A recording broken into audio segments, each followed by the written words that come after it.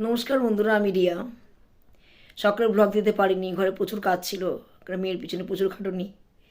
সেরকম রিলসও দিতে পারছি না, ব্লগও দিতে পারছি না, খুবই কষ্ট হচ্ছে। আগে মেয়ে সুস্থ হোক, আবার রিলস আবার ব্লগ দেব। তাই সকালে দিতে পারিনি, দেবো কি দিচ্ছি তো। রাত থেকে শুরু করে দিলাম ব্লগ, এখন বাজে রাত 8টা।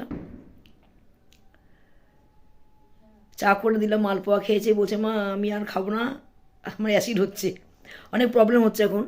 আলুর দম করলাম আর লুচি করব, ময়দা মেখে এলাম। আলুর দমও হয়ে গেছে, আলুর দম করলাম কি হয়ে গেছে। দেখুন কথা কিরকম কেটে কেটে যাচ্ছে, মাথা ঠিক নেই। শরীরটা যদি ভালো হয় মেয়েটা, এটাই প্রচুর খাটুনি হচ্ছে ওর পেছনে প্রচুর। আপনার দাদা সকালবেলা বেরিয়েছে, ছেলে গেছে কাজে। আপনার দাদা থাকলে অনেক হেল্প করে, এখন সবটুকু করতে হচ্ছে, রান্না বান্না সব কিছু, গরম জল যা যা লাগে আর কি, একটু ওর দিকে ধ্যান রাখতে হচ্ছে। যার জন্য আমি যে কাজটা একটু অফ রেখেছি, ওই জন্য রাত্রে আপনাদের কাছে চলে এলাম ব্লগ দিতে। দাদা 2 প্যাকেট মালপোয়া নিয়ে এসেছিলো, চা দিয়ে খেয়েছে। ঘুমও পাচ্ছে প্রচুর, দেখুন না, এটা দিয়ে খেয়েছে, মালপোয়া দিয়ে।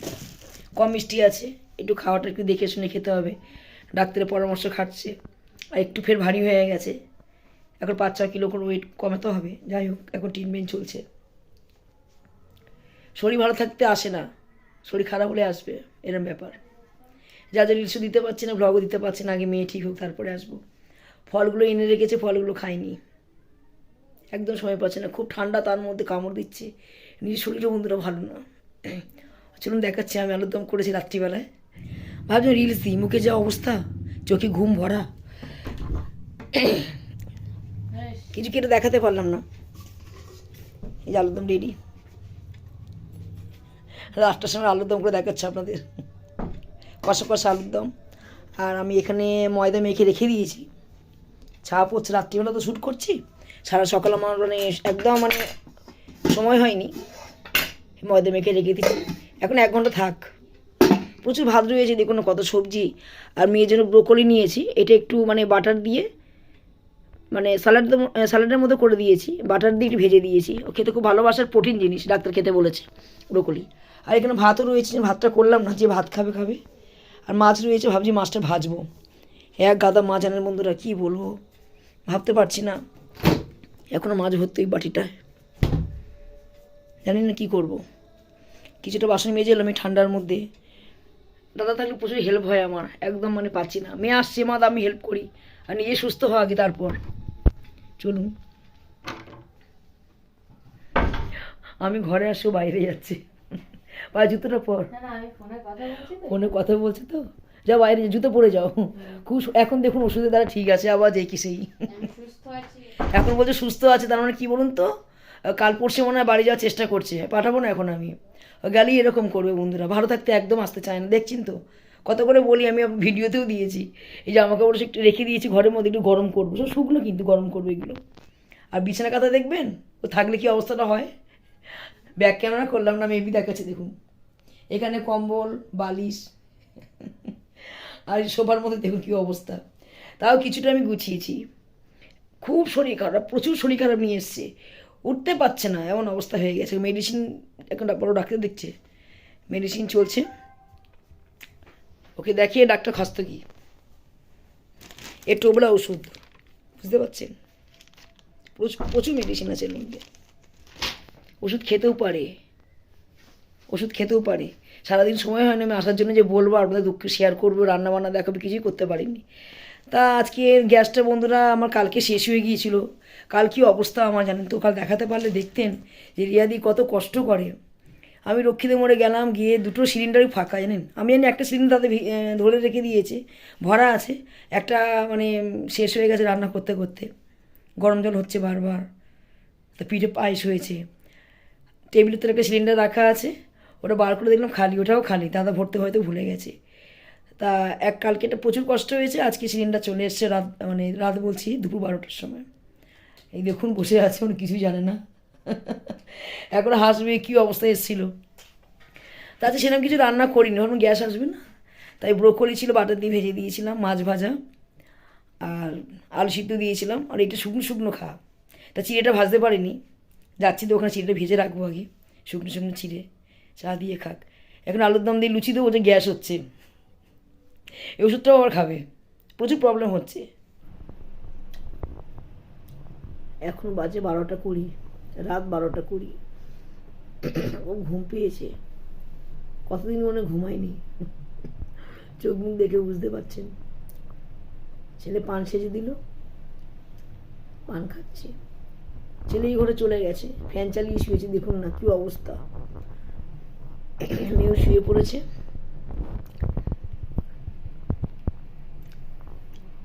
আর ডান হাতে ভীষণ ব্যথা, কি ব্যথা বন্ধুরা, দুটো হাতে হাড় কি ব্যথা বিশ্বাস করবেন না, কষ্ট পাচ্ছি। সমস্ত কাজ করতে হয়তো এক হাতে। আপনার দাদা রাত্রিবেলা আসবে না, সন্ধ্যেবেলা ফোন করে বলে দিয়েছে, প্রোগ্রাম করে ভোর 3টের সময় ট্রেন ধরবে, 5টার মধ্যে বাড়ি আসবে। আজকেও আমার ঘুম গেল, এত রাতে শুই। আজকে এডিট করবো না, একটা ভিডিও করা আছে, এডিট করবো না বন্ধুরা, খুব ঘুম পাচ্ছে। এমনি আমি 2টো 2:30 3টে নাগাদ এডিট করি, কারণ এখন শুলে দাদা আবার 3টে 4টের সময় বাড়ি চলে আসবে, মানে 4টে 5টা বাজবে আসতে। ঠিক ঘুমাতে পারছি না, ঘুমের জন্য শরীরটা খারাপ হচ্ছে। আমার তো এরকম থাকে না, তাই না? এভাবে থাকি না আমি, গলাটাও বসে গেছে।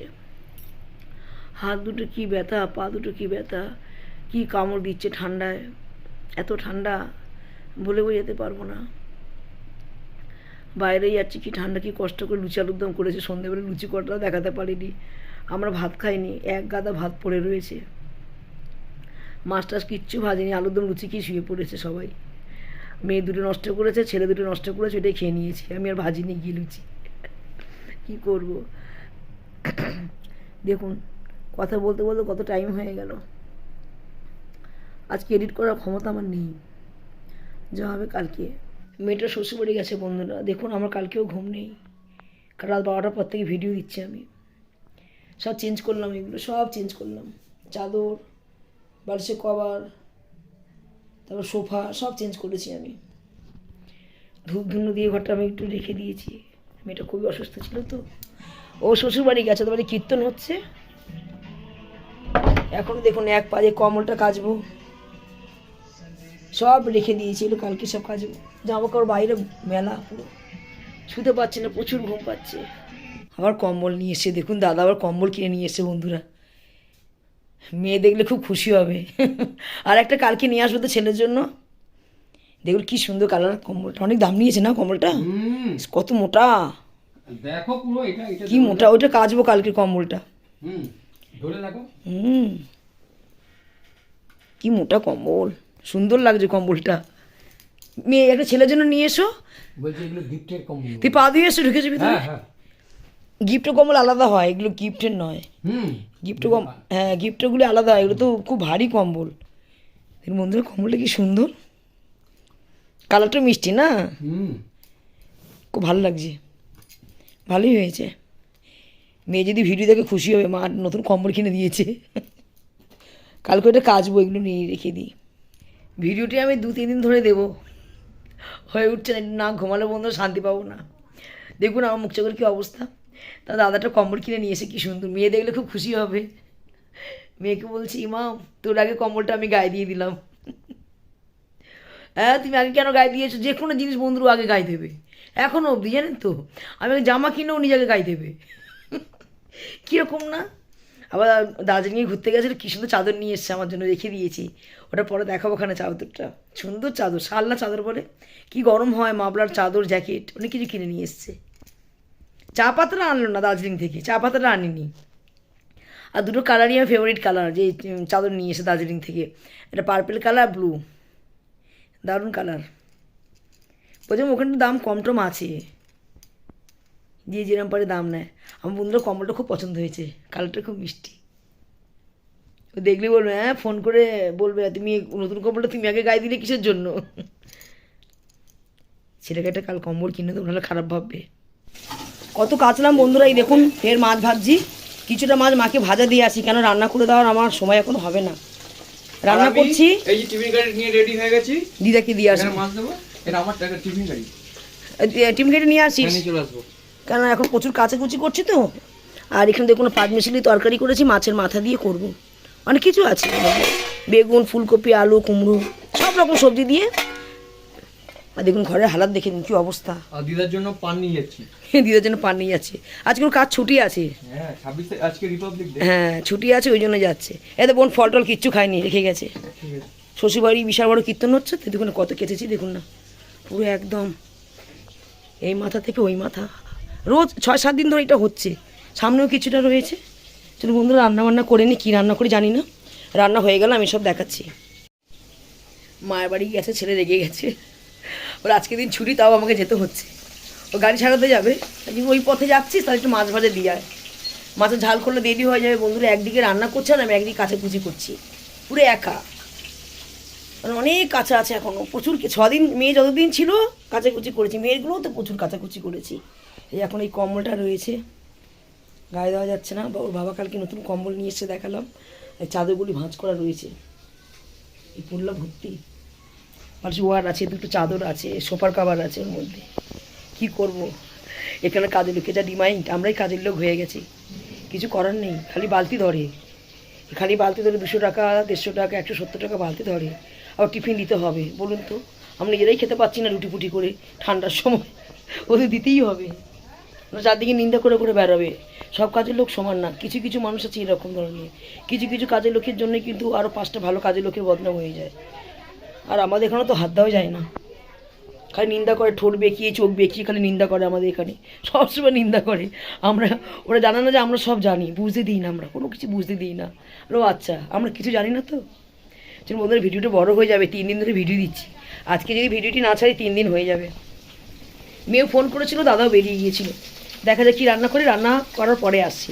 মাছের মাথাতে ভেজে নিই, তরকারিটা করবো তো 5 মিশালি, ভালো লাগবে। চলুন, কাঁচা ধোয়া সব শেষ হয়ে গেল বন্ধুরা, এখন বাজে প্রায় 3টে বাজতে যায়।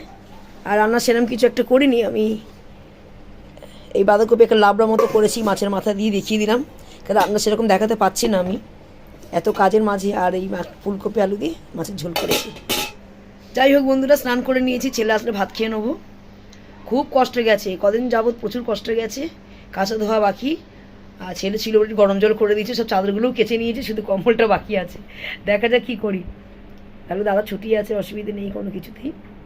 যাই হোক, ভিডিওটা লং করবো না, আমি এখানেই শেষ করেছি। যদি ভিডিওটি ভালো লেগে থাকে লাইক শেয়ার কমেন্ট করতে ভুলবেন না। অবশ্যই চ্যানেল সাবস্ক্রাইব করে রেখে দেবেন নতুন ভিডিও পাওয়ার জন্য। আবার দেখা হবে আগামীকাল নতুন ভিডিও নিয়ে। ভালো থাকুন, সুস্থ থাকুন, এখনকার মতো টাটা।